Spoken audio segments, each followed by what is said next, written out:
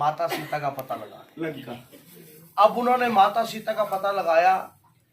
विभीषण ने बताया कि अशोक वाटिका में माता को रखा गया है।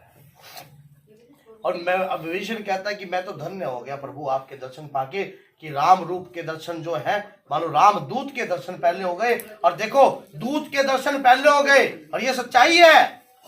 हनुमान राम जी से पहले उनके दूत के होते हैं। अगर राम जी से मिलना है तो किससे मिलना पड़ेगा?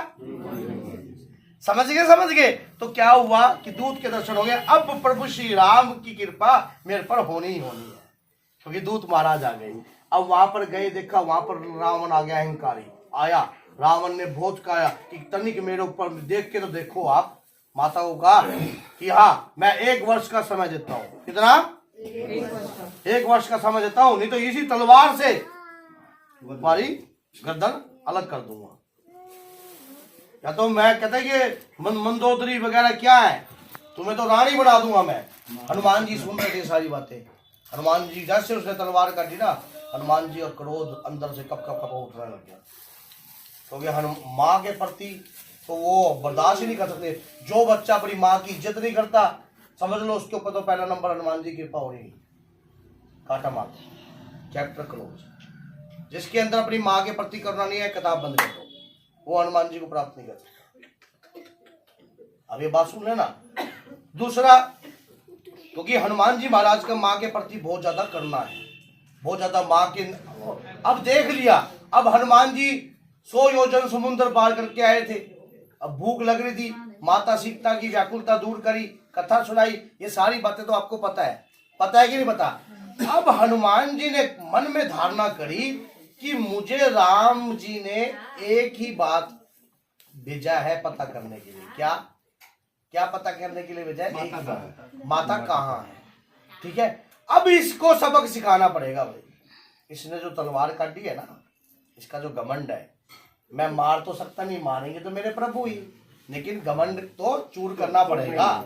ठीक है, तो वहां पर माँ, अब देखा, अब आशीर्वाद किससे लिया? माँ से। लेकिन किस करुणा से लिया? देखो कैसे लिया। माँ से विनती करी कि माँ मुझे भूख लगी। अब माँ ने कहा कि ये राक्षस बड़े जहरीले हैं, बड़े खतरनाक हैं, बड़े क्रूर हैं। अब देखा, और माँ को तो उन्होंने पहले ही रूप दिखा दिया। क्या? भीम रूप धरी। अब देख लिया कि रावण मेरी माँ पे तलवार काट रहा है। मन में एक क्वेश्चन मार्क था हनुमान जी के, सबक तो सिखा रहा है। अगर यहाँ पर मैं राम नाम का डंकाना बजा के गया तो कोई फायदा नहीं। अब माँ से विनय प्रार्थना करेगी, माँ मुझे भूख लगी है, मैं बड़ा व्याकुल हूँ, मुझे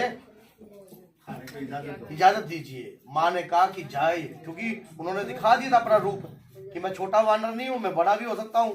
ये तो मैंने यहाँ आने के लिए ये कार्य किया है। जैसे ही अशोक वाटिका में गए, वहां पर खाए, वृक्ष तोड़े, सब कुछ किया एक एक को। अब हनुमान जी ने रावण तक संदेशा पहुंचने से पहले इतनी जोर की दहाड़ करी कि समुद्र भी गद्दी में बैठा बैठा नीचे गिर गया।